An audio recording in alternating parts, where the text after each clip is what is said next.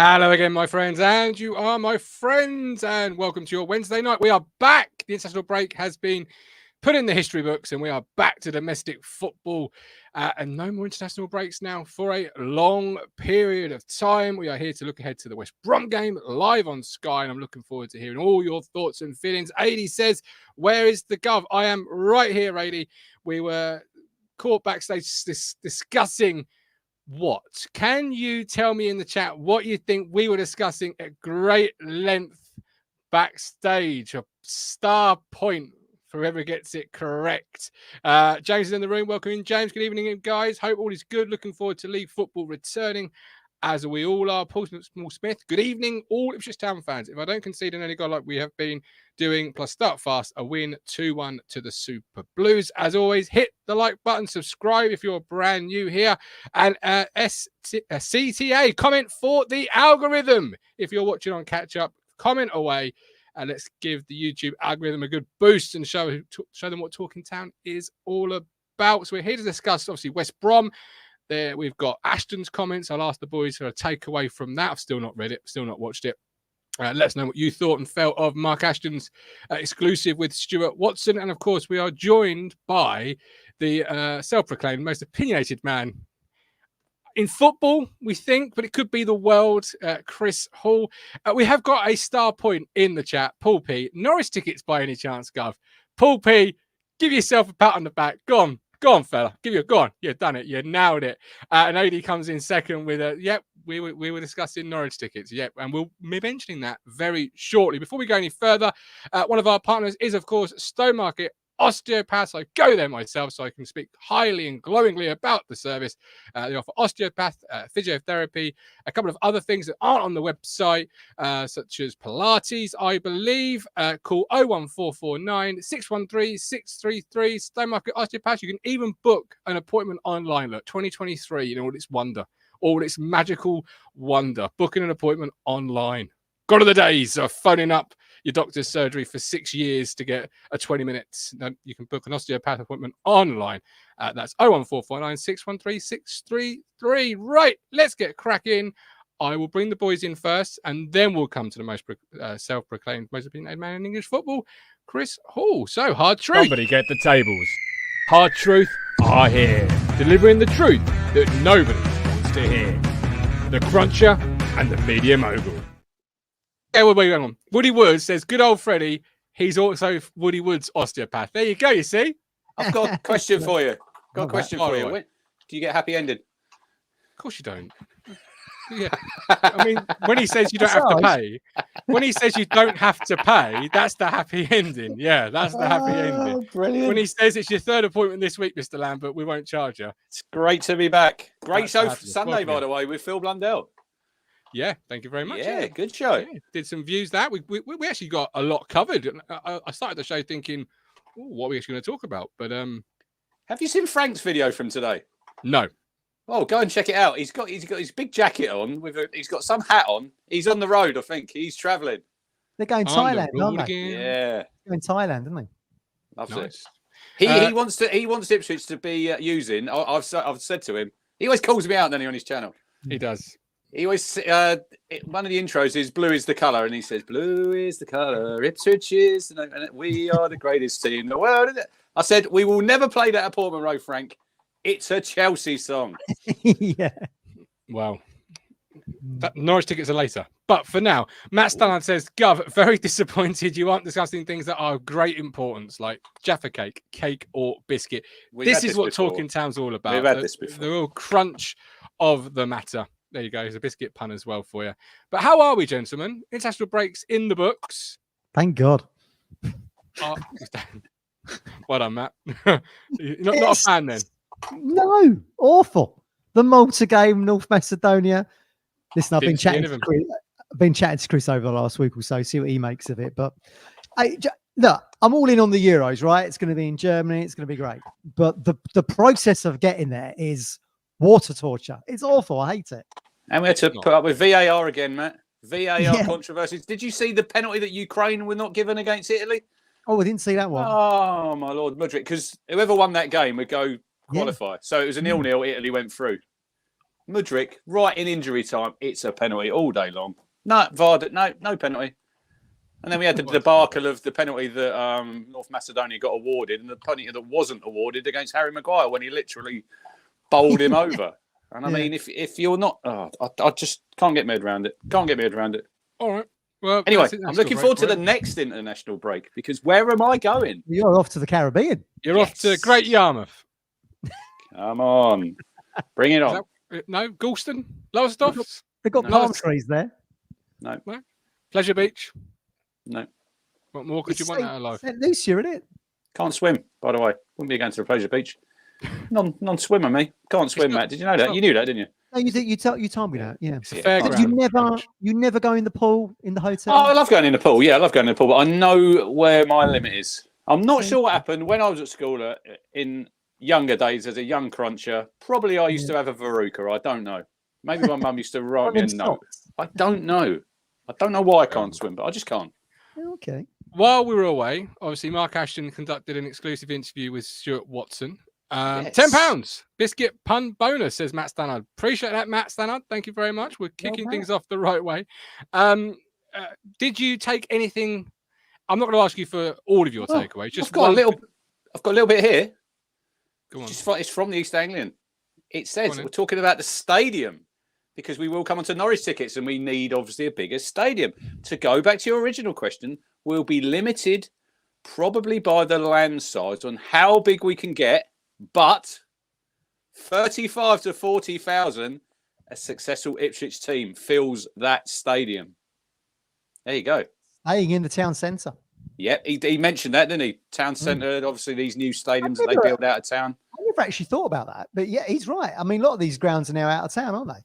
Martin's favourite would like to be out of ground, but out of town, new ground out of town. But yeah, I think Ipswich are like, one of the exceptions these days in terms of, I mean, look, Chris will be in soon. Hawthorns is the same. It's a bit of a dying breed these days. Obviously, the big piece of work is the replacement to the Cobbold stand. Look at Gov's tears up there. Oh, God. We're stepping through that process. Behind the scenes, a lot of work is going on. Architects have been appointed, and we're talking really well with local authority and other key stakeholders. He loves that, doesn't he? Stakeholders. Even Fabio Wardley was called a stakeholder. On what that would look like. We will talk to fans on that at the right time. And then he's also gone on about they're in a big upgrade on the training ground as well, aren't they? Spending a lot of money up there. Elite training ground. Elite facilities. We need elite facilities. I love that.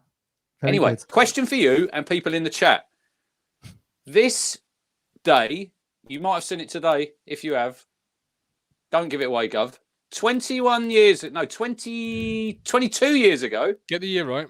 Yeah, 22 years ago. Yeah. Where were we, Matt? What were we doing? Who Randy were we beating? McDonald's. Who were we beating? Yes, we were beating the mighty Inter Milan at Portman Road. Big Alan Armstrong, what a header. Just been celebrating that. Just been sacked by Darlington recently. Yes. Yes.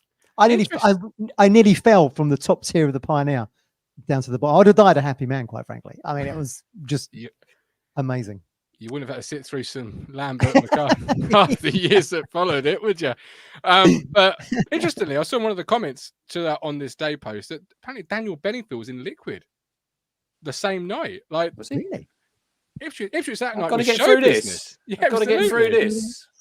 And the Inter attack couldn't get through us. We had to get through the Marcus Evan era. What other songs did he say? What other songs did he have, Gov, apart from that? Oh, it's a great question. That's a question for the chat. His sister was good. Natasha Bedingfield, she was quite decent. Yeah, that's all unwritten, is it? No rock and roll stars called Natasha Bedingfield. Come on, that's someone who's working in human resources. No, yeah, but as I just said, it's all unwritten. Anyway, my take. She sang unwritten for the joke in the room. I did say, it went over my head. Sorry. My takeaways from the Ashton interview were tenacity is our superpower, and we are building this rocket in flight. Listen, I do find him cheesier than a cheddar factory, but you can't deny he's doing a great job. He comes out some classic lines. He does. It's a very good interview. You could see he's passionate about the club, and everything's pointing in the right direction. So I'm being a bit sarky there, but some of his one-liners are a bit David Brent, but he's doing a great job, and long may it continue.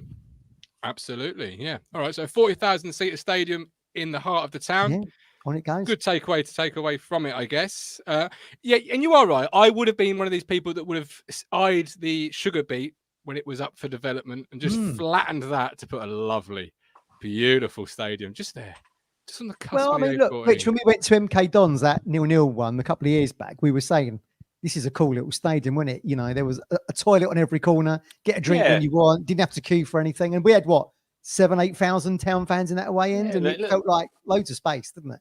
Yeah, that's probably one of the best grounds I've been to, like facility-wise, leg room. But nothing beats home, Gov. I know Portman Road will probably look different in a few years' time than it looks now, but would you really want to move out of town? Would you really want to go to one of them soulless stadiums like a Derby, like a Leicester? Probably not, you know. No. And was it soulless for Leicester when they won the Premier League title? Or is it only soulless when teams aren't doing very well? Is Leicester still in the town? I've not been to the new one. Well, not even a new one anymore, is it? Their current ground. Silver Street was in the middle of a bloody block of houses. The away, and they're a bit like Luton. I've not been to Leicester for a few. I've been there, not been for a few years. I'll be going on, I think, the 20th of Jan. I think we play up there. I think it's in the city though, still, isn't it? It's around housing and stuff. Hawthorns, good stadium. Did you check that YouTube out today? That was that was my first visit, 1998. Wow. We wore the lovely cream and black strip, and Jason Cundy scored an 89th minute winner. Come on, free ticket. I looked at the way in there. Didn't have trouble getting a ticket there, did we, lads? No. 10 euros from David. Appreciate that, David. Thank you very much. David. So Matty Stannard and David Bergen coming up top trumps. Love that. If you do want to support us, you can hit the super chat option or hit join on YouTube or head to Ko-Fi, $4.99. Cancel at any point and get access to Discord where these two lovely people hang out 24/7, 365. Asterix might not be that full time, but I've not been in there for a while, to be fair. Apparently we're admins, by the way, Matt. You are. We should be. Someone's got to be because I'm not in there.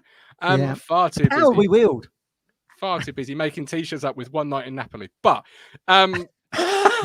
Looking forward to that. Christmas stocking filler coming your way. That's a good one, that is. It would be if I've got round to do it. But anyway, Norwich tickets. You might have time if you need one to get on there and do that. The club released this week what it is you'll need to have done to get a Norwich ticket. And as always, we like to rediscuss the things the fan base are talking about here. And this is a big talking point. Rich, what are your thoughts and feelings on it? I think it's 3 games, isn't it, since the start? Yeah, I think when I first read last it, season. When I first read it, I thought 3 games from this season. Ooh, yeah, me too. People are moaning. Then it was hang on, it was last season as well. We've had 23 games last season at home. 8. Have we had 8 home games, Gov, so far? Like that. You got 30 games to choose from. A lot of people busy on Saturdays, but amazingly they can make Saturday the 16th of December, Matt. I mean, who would have believed it? It's a miracle. They've looked for the diary. I'm available that day at lunchtime. Yeah. Look, I think they're generous, Gov. If I'm being quite honest, with 3 out of 31 games, and if you haven't attended them, I mean, and you're still expecting to get a ticket. Look, you might get lucky when they go, because we were discussing earlier, season ticket holders. If you're a member, you can buy up to 4 tickets with family and friends. But I was saying to you before, wasn't it? 21,000 season ticket holders. Norwich get 2,000. So what's the actual attendance? What do we get now? 29.5? Do we squeeze in? Yeah, 28 to 29, isn't it? So you're probably going to have 6,500 tickets there. Would they make even season ticket holders with a membership, Gov? Because you're going to have a lot of people will have done 3 games, but it's the excuses that I read, and I think we've got a fan base who. We are absolutely flying as a football club, but they still find things to moan at, and it's all when it suits their agenda, Matt. Yeah, exactly. Yeah, totally agree. Thoughts, Matt? I don't care if you're going or not. We're going. Look, what a man of the people. I share a birthday with Don King. He used to say, "If you can't be on the scene, watch it on the screen." That's great advice. I do that often. If you can't go to the game, watch it on Sky. Do you know, look, everyone keeps telling me I can't go get an away ticket because everyone else is putting hard yards. Well, Jesus Christ, I've had a bloody season ticket since '98. I'm going to be there. If you're not there, unlucky. That's all I'm going to say. I watch it on Sky. But you've got a season ticket, so it isn't about whether you're going to be Well, there. It's about... I need Mike Woods to be there because we're going to go to the Dove before the game starts. So that's what... It's whether people like Mike Woods can be. I can see the pros and the cons, the fors and the against. I can see both sides of the argument, but it is a long period of time, isn't it, since the start of last season that you would have just had to have obtained 3 tickets. That's the thing. It's not like it's start of the season away day memberships, which I was complaining about in the summer, in the sense of nobody knew last year if you went away, it would count with points moving forward. If you want to be at the club's biggest game for a long while, and it always will be the club's biggest game, the derby, then 3 games is not a huge sample size for you to have attended home, as you just called it. But then you will have people, which, well, look, rightly or wrongly, they will say, I've bought a membership, and it didn't say anything when I bought it about how many games I need to attend, which is, I get that point. I do. Look, we see certain people's posts on social media. Some of them, they just make me laugh because, look, they've all got excuses. Oh, I couldn't attend, so-and-so lives so-and-so, and he wants to come to this game. Well, tough shit, like we said. Where were you? Where were you when we were playing Fleetwood in League One on a Tuesday night and we were losing 1-0 and there was how many in the stadium then? And we had 10. Miles Kenlock playing and players like that. And, you've had plenty of opportunity from last season to this season. And if you haven't got the relevant 3 tickets, it's just, you just suck it up. You have to suck it up. You have to, because the club, whatever the club bought out, Gov, like with the away tickets, there'll always be somebody that it doesn't fit what they want. This is just how it is. Yeah, of course. So I think 3 games in 31 isn't a lot to ask. It's not. It's not a huge ask. No, not over the course of 18 months or whatever, however long it is. No, it's not a huge ask. It's even a smaller select few will be going to the away game. I won't be going to the away game because I haven't got the necessary. I certainly won't be either. No. Again, I won't be on the scene. Therefore, I'll watch it on the screen. So, I mean, you just have to suck it up, don't you? Yeah, same. Absolutely. All right. Well, let us know how you feel about the ticketing policy, if you like, for Norwich and Ashton's takeaways. Lewis said, I've had more chance getting a ticket for my daughter's nursery nativity than I have for Norwich City FC and Euro 24 tickets. There you go. You see?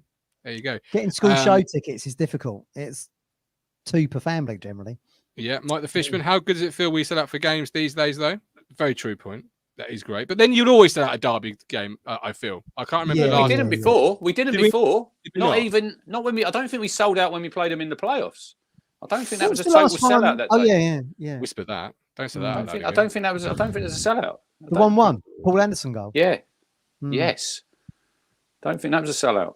What about when we lost 5-1 on that Thursday? That was Good Friday. That was. It was an evening kickoff. Jimmy Bullard goal. What a goal. Yeah, 4-1 and 5-1 that season. I mean, 9-2 on aggregate, Matt. Let's not go there.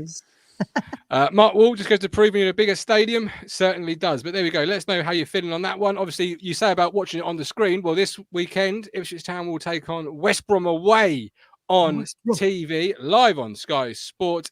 Sky Sports Ipswich, as it's been retitled for December into January, because we're on as it absolutely on channel. Yeah, box office, mate. Box office, $14.95 a pop. But we are on TV again, obviously against West Brom. We currently lead the overall head-to-head with 34 wins to their 22 and 17 draws.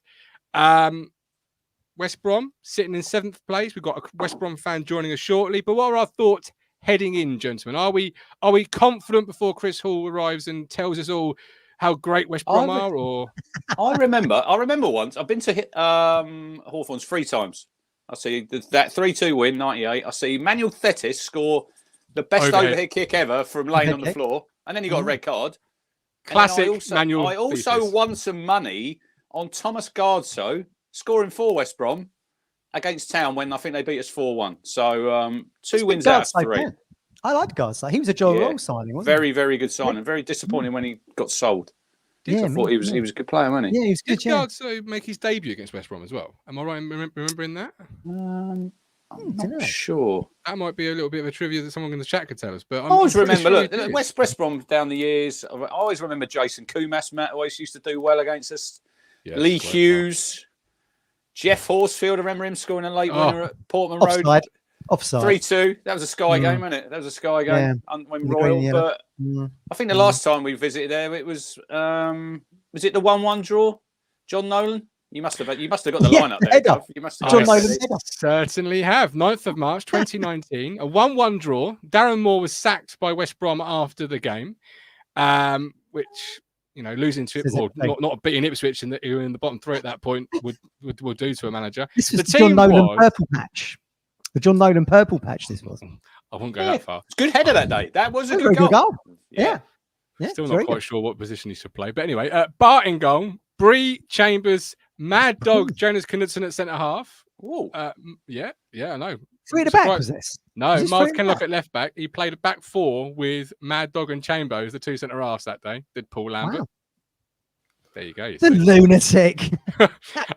Midfield three of Bishop, Skuse, Nolan, and then a front three of Edwards, your favourite player, Quaynar, and Alan Judge. Colin, the German giant.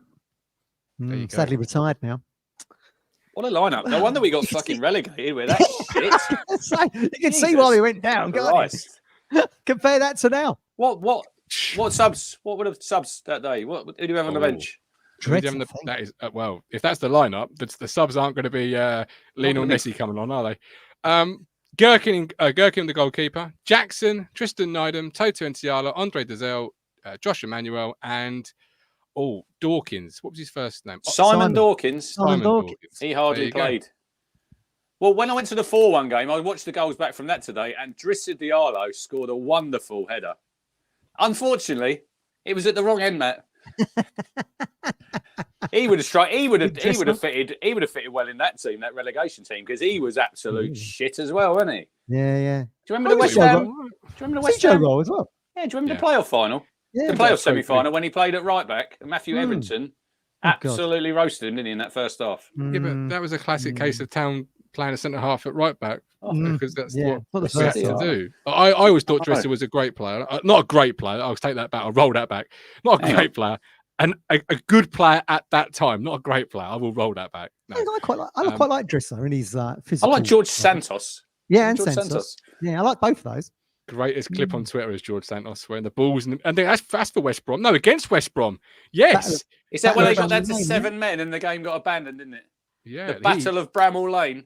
Chris will be loving this. I'll tell you what, Gary Megson was managing them, wasn't he, Matt? He's here, so let's bring him in. Get him in, ladies and gentlemen. Has he got?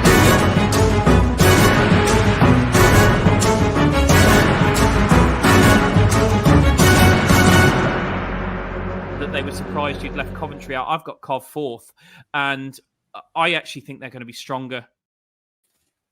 Coventry 4th, stronger. Hey, it's November. That's all I'll say. It's November. This is amazing. Hang on, when we go on to other pods, Matt, we never have fucking music, do we? No, Chris is very insistent. To be fair, I've been on this pod more time than Matt Phillips, so I don't know why I shouldn't have an intro. So, just FYI, obviously the most important thing that we need to talk about.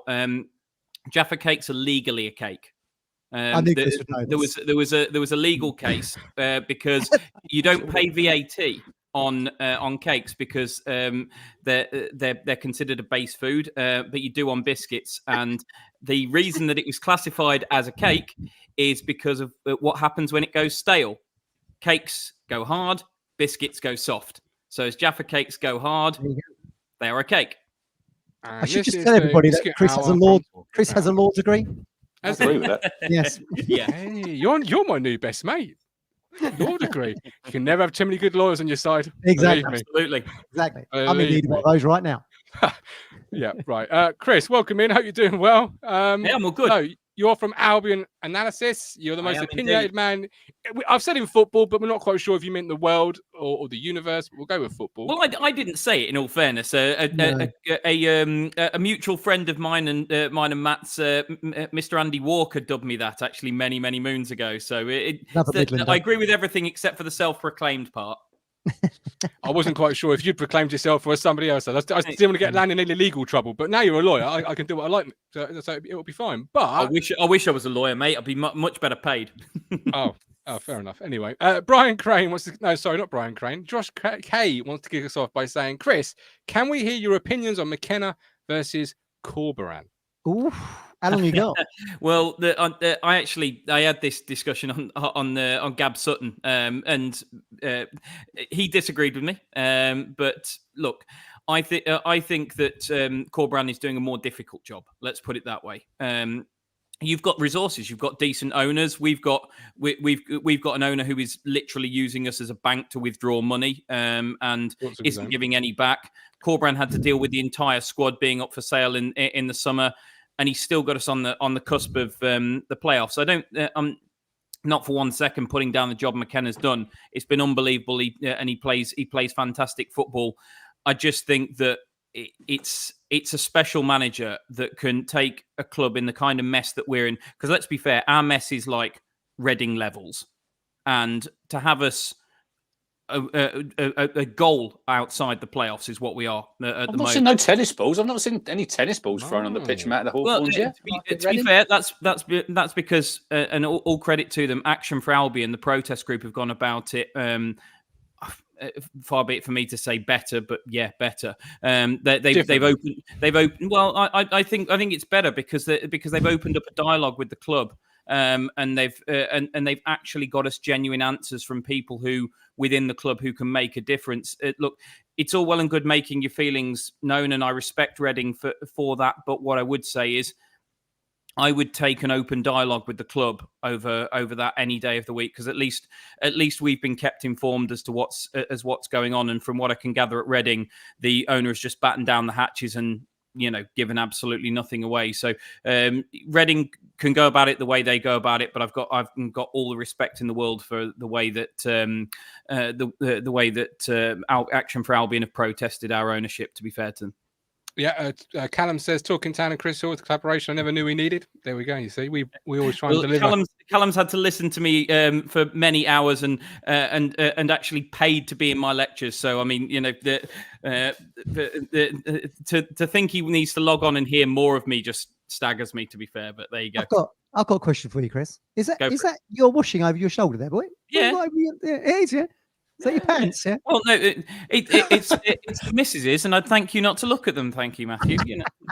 Right. Talking to West Brom, so you currently sit 7th, 26 points, joint 6th, really. Won 3 of the last 5, and your only defeat in that last 5 was Southampton 2-1, correct? Yeah, where actually we were comfortably the better side in the second half. We've actually played worse than that and won. But yeah, it was we went there and played really well. I mean, the Saints fans were on socials. It's easy to be magnanimous in victory. I'm well aware of that, but nonetheless, we're on basically saying fair play. We got the 3 points, but we didn't really deserve it. We played really well, and to be honest, we've continued to play well despite a raft of injuries, particularly in the forward areas. We've had our top scorer John Swift out for weeks and weeks. He's now back, seemingly fully fit from the videos the club have posted on social media channels. Josh Maja has been out injured again. It looks like he's back fully fit. Sarmiento was out for 3 or 4 weeks. He came back just before the international break. We're still a few weeks away from seeing Daryl DK, but even Martin Kelly, who poor guy, like went on loan to Wigan last season, and he played one man of the match game, and then in the first about 5 minutes of his next game suffered a season-ending injury and has just come back. So great to see him back. We're a thin squad at the best of times, but it's great to see some of these players getting themselves back fit. So you've got some players making some swift recoveries. I sat on that one for the last 3 minutes. Chris, do you remember when I told you we were signing John Swift and you lost your shit? I've got to be honest. You say a lot of things, mate. I mean, how's hiring Neil Warnock as Ipswich manager going? It's a dream that will never come true. It's the Cowleys before Warnock. Cowleys, Chris knows that. Honestly, there was a point last season when you were running Kieran McKenna out of town with a pointy stick. So, as I say, you say a lot of things, and if we're going to go through all of them, then I'd better just nip upstairs, tell the missus just go to sleep because this is going to go on all night. So there you go. You see, A says, will Mark Ashton get a good reception?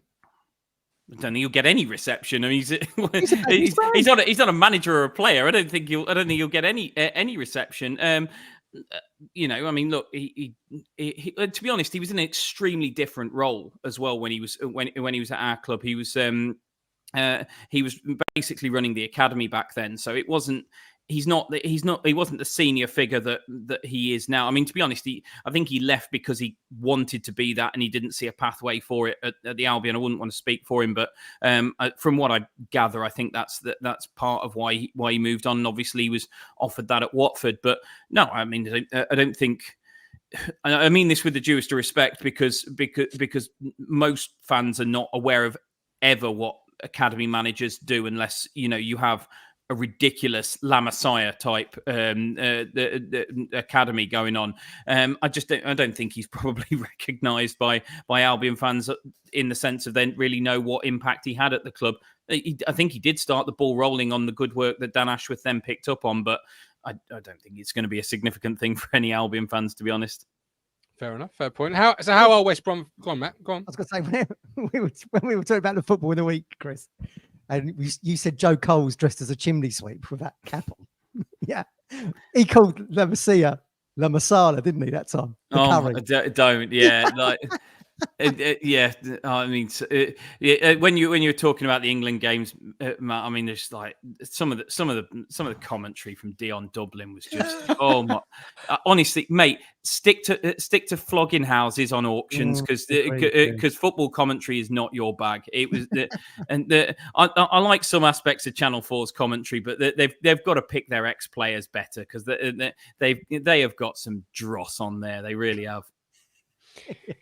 Yeah, I think we can all probably agree with that. Unanimously, our first agreement of the evening. But how are West Brom fans sort of approaching this game then with Town? Because obviously Town is sitting second, joint top. I don't think anyone really expected Town to be there at this point of the campaign. You didn't expect West Brom to be where you currently are. I think you were tipping them in the summer to be an uphill battle, but you are where you are. Do fans feel Town's a false position, not yet played anyone big? That's something I read all the time on social media. How are West Brom fans sort of approaching the weekend? No, I mean, look, we don't look at your fixtures in that much detail to know whether who you have or haven't played. I think we respect your league position. Look, Albion fans for a while have, since we beat Coventry, have said, look, the real big test of this team is in the next 6 games, which after Coventry were Hull at home, Southampton away, Ipswich at home, Cardiff away, Leicester at home, Sunderland away. Now, we've obviously come through 2 of those with beating Hull in a very convincing fashion and then losing to Southampton, but not really deserving to lose to Southampton. That obviously leaves us 4 extremely difficult games. The top 2, a Cardiff side that have performed really well and a Sunderland side which particularly on their own patch are a real force to be reckoned with. So I think we've got a lot... Albion fans, the way they've been talking on social media, have got a lot of respect for those 6 sides and the 4 that we've still got to play. But I also would go as far as to say we don't fear anybody. I think we've gone the way we took a very good Hull side apart shows what a quality side we were. We went away to Preston when they were top of the league and they hadn't lost at home, and we tonked them 4-0. So we're not a particularly spectacular side most of the time. That 4-0 win over Preston was a real outlier. We don't usually do that to teams. It's not that we're not the team that goes and absolutely steamrolls people. We can't do I mean, you guys sometimes, if you get into the groove, can score a lot of goals in a game, as can Leicester. We aren't that kind, and I think Leeds have probably got that in their locker as well. We aren't really that kind of a team, but you probably, as an Albion fan, you probably go into every game thinking there's probably going to be 1 goal in it, and it most of the time could go either way. Against the lesser teams, you'd back us to win most of the time. But I think against the top teams, you go into the game thinking we could win this 1-0, 2-1 just as much as we could lose this 1-0, 2-1. I've got to ask, by the way, Matt, are you in the diary room? Most people think I'm sitting on my spare bed, but as the lads will tell you, because they've been to my house, this is my kitchen. I'm at my kitchen. I just wondered whether we'd finally got our wish and you got stuffed into the Big Brother house. So it's just, God, that'd be awful. That'd be awful. It'd be decent TV. It'd be worth a watch. Hull were your dark horse, weren't they? They were crap when they came to Portman Road. We done them 3-0, and you done them 3-1, didn't you? Yeah, and Hull remain my dark horses for. I mean, look, just to be clear, when I said dark horses, I didn't mean for the league. I never thought anybody other than Leicester were going to win this league. Their squad is just is a joke. Yeah. But look, I think if you finish second, you'll be turning cartwheels in the street. So I don't think you'll begrudge Leicester doing what they're inevitably going to do and run away with this league. But we'll see. But I don't see any reason, to be honest, that you can't actually pull away in second. I just don't think over the course of the season, with the squad they've got and the resources they're probably going to have to go and spend again in January, that anybody other than Leicester are going to end up winning this league. I think they're Burnley from last year. It's just, you keep pace with them to a point, but I think they're going to steamroller everybody. But no, I mean, I stand by Hull. I mean, we were fortunate. We played them without Jayden Philogene, which is a massive, massive thing. He picked up an injury in training the day before the game and had to miss the match. Kid? Was he Villa? Well, he was. They've signed him from Villa, but I hear on the rumours around sort of the transfer that Villa have inserted a buyback clause into it. So, which I think seems smart because he's ripping it up for the England under-21s. He looks class for them, and yeah, he looks an absolute player. So we were delighted when he was out injured. But yeah, I mean, I think they'll be there or thereabouts. I think, to be honest, I think the top three will fight it out for the top two places, and then after that, I think you're looking at there's probably 10, 11 clubs that could make a case for finishing in the three remaining spots in the top six.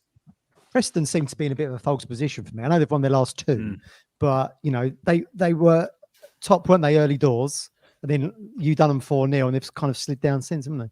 I don't rate them at all as a team. I mean, look, you know me, Matt. I look at the data, and they're the team that's overperforming their data the most out of any team in the Championship. Yeah. I mean, the data suggests that they're in an enormously false position, and yeah, I'm not having them. When we went there, I mean, I'd seen them a few times on the telly. I saw them beat Birmingham, where before Birmingham made the crazy decision of sacking Eustace, and they Birmingham just like really went at them, but just never quite had a clinical finish up front and missed a lot of chances.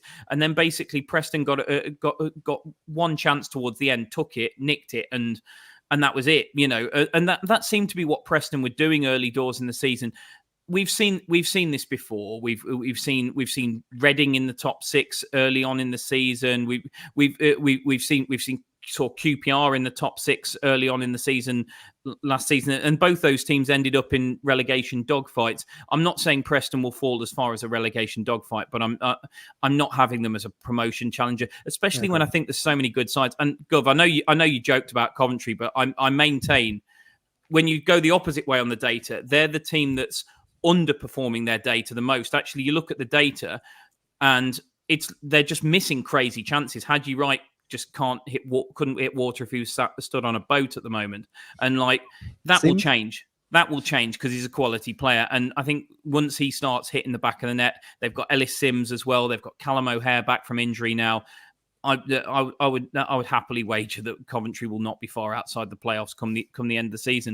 Because the mad thing about this division, you look at the league table, and as I say, once you sort of get beyond you two, which are obviously like absolutely romping away at the moment, you've basically, you can go between Norwich and Leeds, and that's third down to 16th, and there's 11 points between them. Who's in 16th?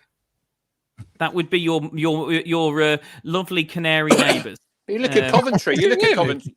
You look at Coventry, Chris. They're 20th, 16. They're only 10 points behind Sunderland in 6th. That's not a massive amount. No, not in the Championship. That's a week, near enough. You know, I mean,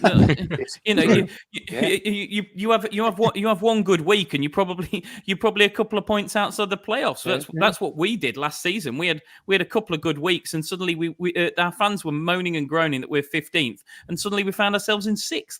It's like that's the Championship for you. So I to be honest, I look at the league table at the moment, and I think that the bottom 3 have got real problems, and the top 2 are obviously, you know, a solid distance away from the rest. But after that, I really don't think that there's much to pick between anybody else who are outside with the other 19 teams in the league.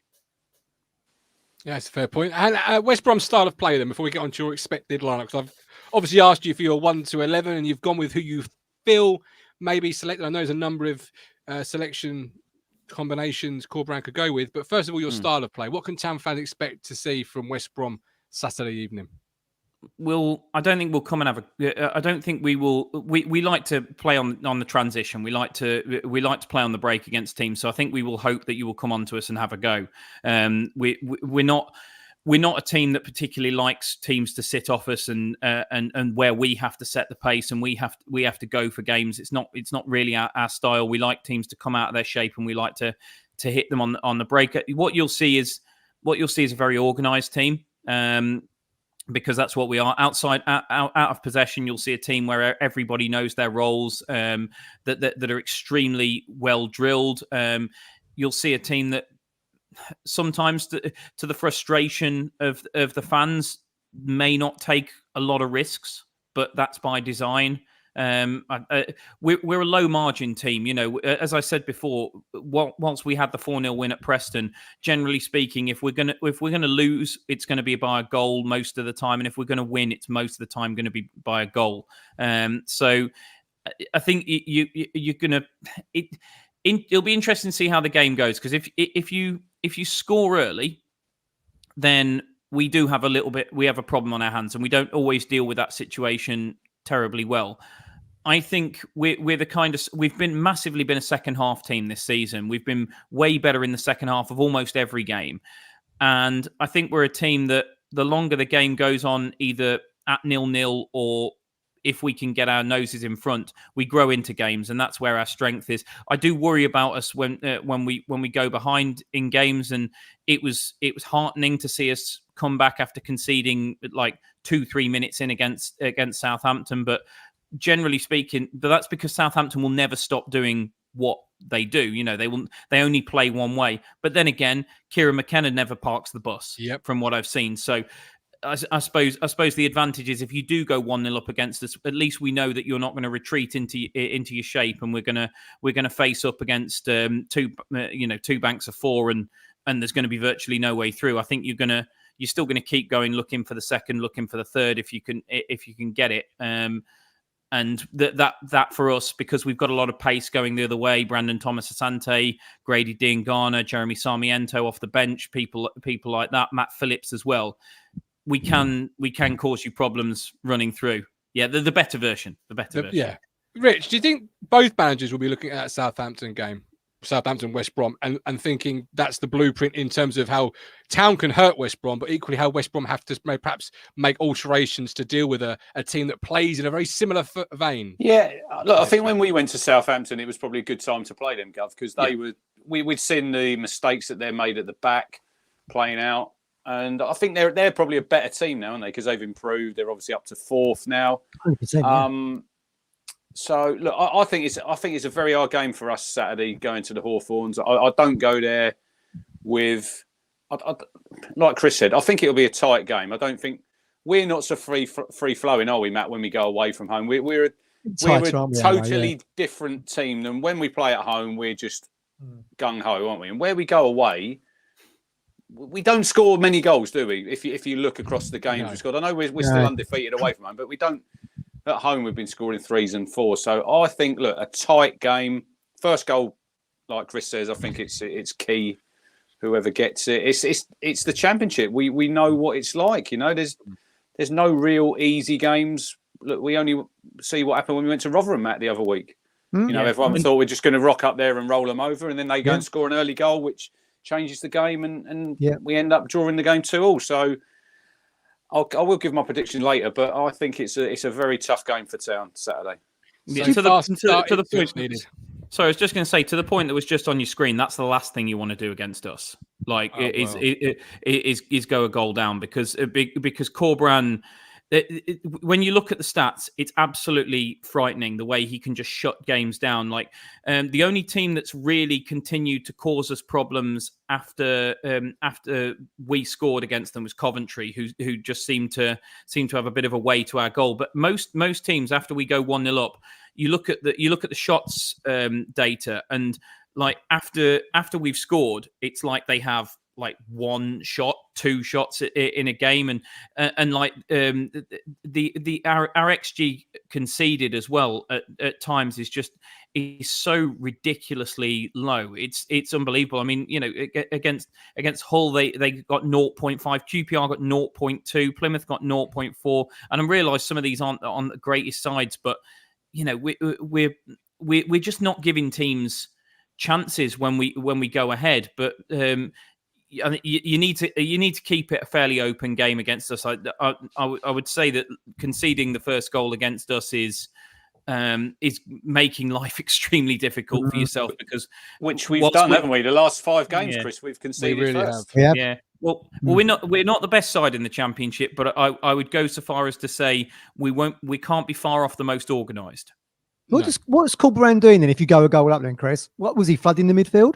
I mean, what's he doing? No, it's just we're just really, really good in our shape. Everybody knows their jobs. Look, what you see with us is we are so fluid in game, in that you'll think we're lining up in like a 4-4-1-1, and then we'll have the ball, and that's what it'll be, and then you'll think, well, it's a 4-3-3 because he's got the players really, really high in attack. But then as soon as we lose the ball, bang, Matt Phillips will be back at almost as a left wing back, and it'll be like a back 5, and the midfield 3 will be like rock solid across the front as well. And we change shape in game based on game state, based on whether or not we've got the ball.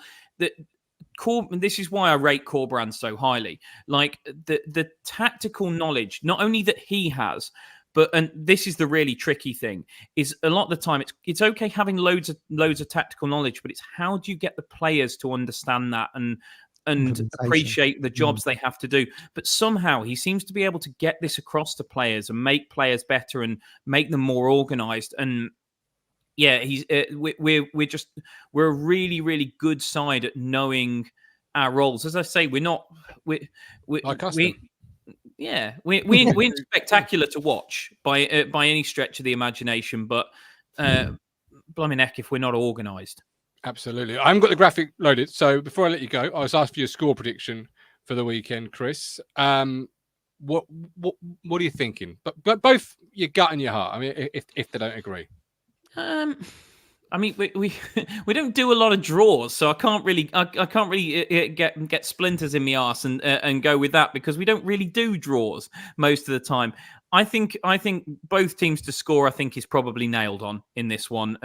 I think it'll be 2-1 one way or another. I'm going to go with my heart and say it'll be us, but I would not be shocked in any way, shape or form if you were to nick it 2-1. But I think both teams will score. I think there'll be 1 goal in it, and I do think there'll be a winner one way or another.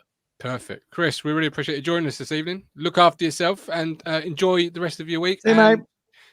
And your weekend, just not Saturday night.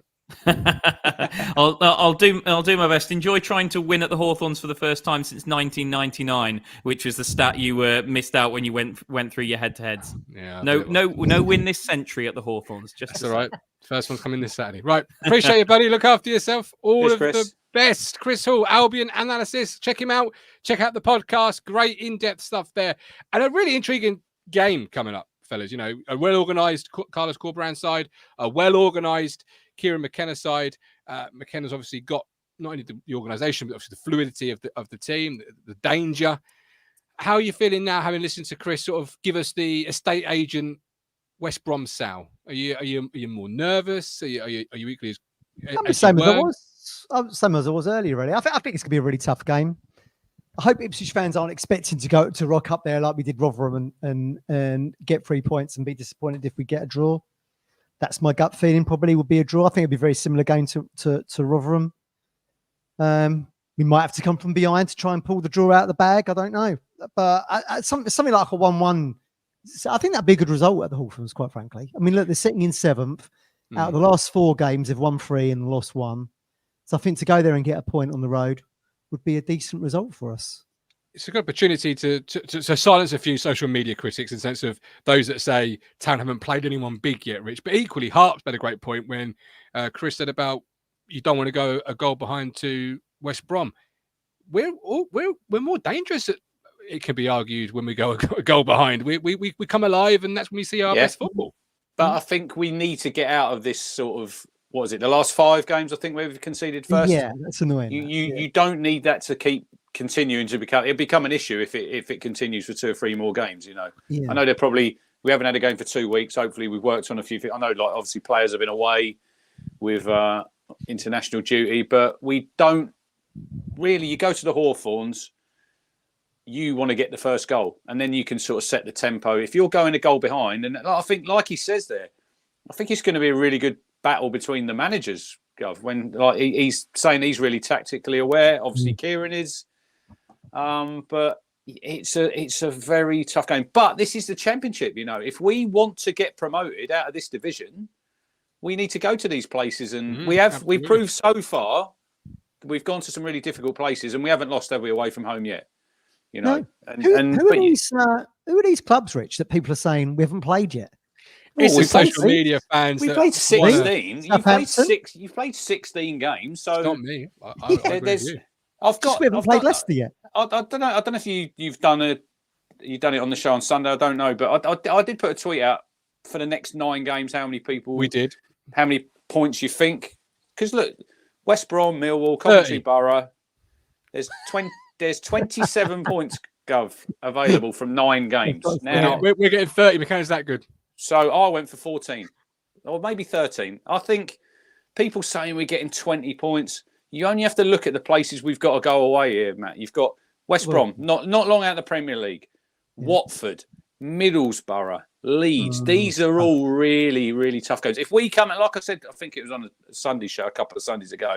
If we come out these 9 games going into January and we're still second in the league, I think we've done really, really well. I'd agree. It's 9 games in 30 days and change. I mean, that's a hell of a schedule against decent sides. If they can still keep going on that 2 points per game average, brilliant. It probably will fall just under that, I would imagine. But let's just see what we can get. I mean, we're going to be on over 50 points, I would have thought. Yeah, in the turn of the year, which is absolutely fantastic. And we only need Luton finished 3rd with 80 points, I think, last season. So it just goes to show that we only need 42 points to surpass that. I think Sheffield. I can't remember if we finished second the season before. I think they were on something like 85, 88, something like that nature. So we ain't a million miles away, you know. No, no, of course not. Absolutely not a million miles away in the slightest. And I asked 2 questions on Sunday's show: the points total between now and the new year, and what you feel the league table will look like come 5 p.m. January the 1st after we've played Stoke. You know, will it be an 8-point gap? Will it be a shorter gap? Will it be no gap? Will Town be in 3rd? Those are sort of questions I sort of posed on Sunday's show to Phil and others. So if you want to chime in before we come I've not seen. I need to look at the fixtures. You need to look at Leeds fixtures. You need to look at Leicester's fixtures. Look, it's a Championship. You look at Friday. Leeds are going to Rotherham, Matt. I would expect Leeds to go there and managerless Rotherham. I think they'd probably steamroll them. But you never know. You don't know what's going to happen. So it's sometimes, I know we all like to look, and we like to look ahead and where we're going to be in January. It is very hard to predict because nobody knows what happens in these games. Injuries, refereeing decisions. But it's hard, isn't it? When you're looking at the games because you don't know what's going to happen. But we'd be millionaires, wouldn't we? With the old accumulators. If we're still sitting second come 5 o'clock on New Year's Day after Stoke away, I think we are in a really, really good position. And even if we're sitting 3rd, we shouldn't be sitting here disappointed No, because exactly. I've said before, we are massively overachieving, and there shouldn't be. There's more pressure on Leeds and Leicester and Southampton this season than there ever is on Ipswich Town because of where they've come from, the money they've got behind them, and they're all expected to do well. Were Town expected to do well when we come up? We thought we'd do quite well because we was obviously you've got that winning mentality, haven't you? And you've got the momentum behind you. But nobody knows how far this can carry you. But and then if you look into. You look into Chris was on about Leicester. He thinks they'll run away with it. I was reading about them the other day, Matt. They reckon there could be 6 players they might lose in January. Going away with Asia Cup, African nations. So Town might be short of 2 or 3. It's going to affect these other teams as well. It's not just us. I think we'll be well in advance of 50 points. I mean, look, what is it? 9 games. So we've got 2 points average. 18 would take us to 57. Be full underneath that. As long as we're in the 50s. I think that's in a decent position with a whole chunk of season still to go. You've still got 20 plus games to go at that point. Because you're going to have Leeds have been gone, Martin. We're not going to have to play them again. We play Leicester twice within about 4 or 5 weeks, Martin. Which is that's a really weird thing how the season works out sometimes. You normally have like that one team you play them around Christmas time, and then you play them again in January. So they're going to be out of the way. So we're not going to have to bother about them. But look. They've lost 3 games already. Yeah, let's just enjoy where we are and just absolutely. January to come, some signings to come, hopefully. But Saturday, I think it's one of them games. I totally agree with Chris. I think it's a 50-50 game. It could go either way, and I want to go to the Hawthorns and I will get that first goal. Let's make it easier for ourselves because if we go behind, it gets a lot more difficult, and you won't come back all the time. You can't keep doing that and expecting, we've gone behind again, we'll come back. I know we've got it in our locker and we can do it, but it's a lot to go to the well each time, isn't it? Yeah, exactly. It takes a lot of effort.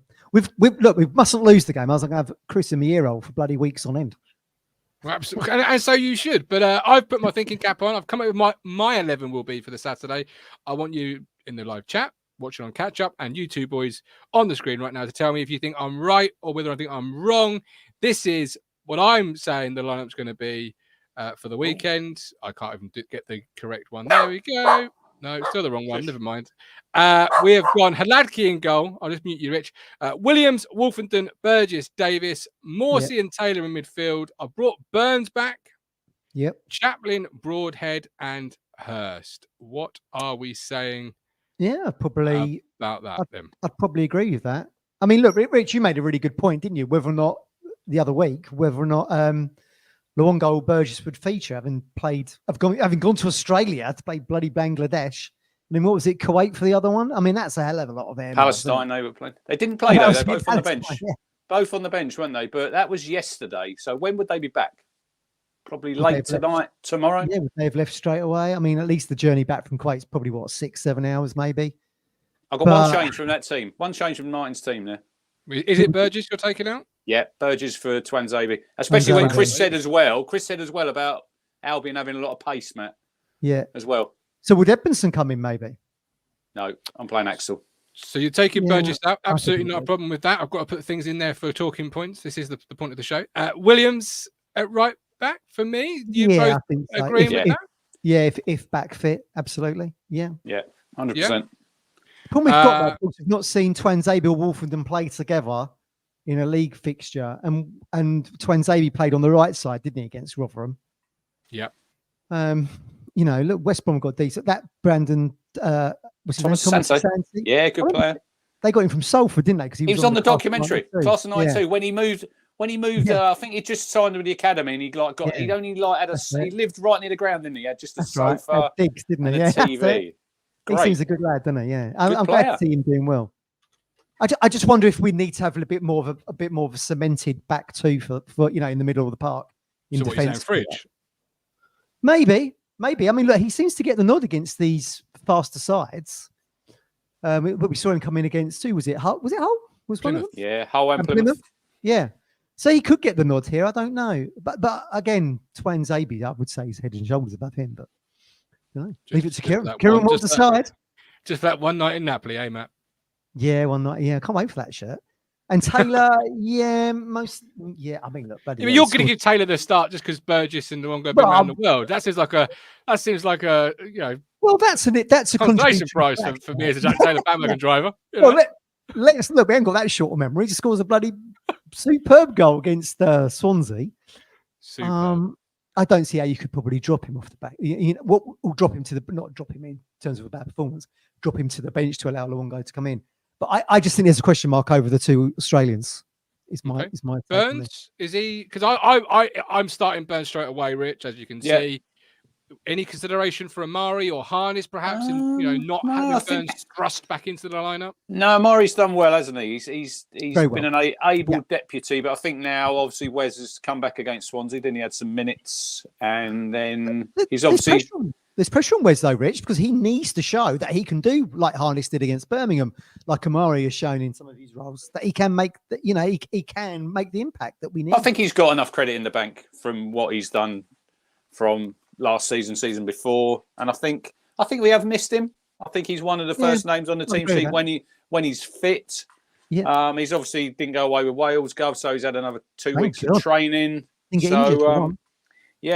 Well, Broadhead played 62 minutes last night, didn't he? And he's come back unscathed, so which is good. We want these players playing international football, but you don't want that where they go away and then Wes has missed in a pretty meaningless friendly that was. Annoying that. Yeah. But he's fit now, and we've got no more breaks till March now. It's a lot of football to play. We're going to be relying on the whole squad. It's the whole squad that's going to get us to where we want to go. They're not all going to be playing every single week. And I think Morsey, what's he on? Is he on 7 now? Has he got bookings? I think he's on 10. So he's got another 3. I think Wes is on 4. I think he's on 4. When's the cut-off for that then, Rich? Is that New Year or something? I'm not sure when it goes up to 10. I don't think it's the New Year. No, I don't think it is. It might be a bit later on. But yeah, I think Burns is on 4. So he's probably... You could argue the season starts now, really. I mean, this is such a huge, intense period of time, isn't it? The Christmas period into New Year. And we're sitting. I think that's helped us. I think them breaks have helped us, Matt. I honestly do, because you play that block of games, a couple of weeks off, play another. So that's obviously they've had 3. You've had 3 blocks, whereas now it's like from the end of November till middle of March, you've got no breaks. You've got obviously FA Cup in there. You might obviously get knocked out. Obviously Barnsley won't be participating after their little misdemeanor. Horsham against Sutton United. I mean, Horsham now are dreaming of thinking we could get Man City in the 3rd round. We thought we were out. Yeah, love that. But look, we got cup to come. So there's plenty of football, but we need to be a little bit lucky as well with injuries as well and suspensions and just keep all your main players you want available, don't you? Really, because you do need luck along the way, Gov. If we're going to get promoted, absolutely. Oh God, everyone needs that. It's just such a pivotal period now, isn't it? These 9 matches. If we're still second with a decent, we do really well. We keep going, and we've got a decent, points gap over 3rd. We are really in the driver's seat. I mean, keep your fingers crossed. It's going to be lots of twists and turns in over the next month plus. Oh, an awful lot, obviously. And obviously, January coming up. Big 9 games towards January. I've asked around a contributor this week for a score prediction. This week, it is the Miltram man, Ben Adams. He has gone 1-0 Town. I have gone 2-1 Town. What are your score predictions at home and the 2 men on the screen right now? Rich? I'm going to be a bit of a doom monger. I tend to agree with Chris that it could go either way. I think I see Albion just squeaking. I had it on the 9 games. I can't change just because I'm on here and say, we obviously want Town to win. I think West Brom might just edge it 2-1.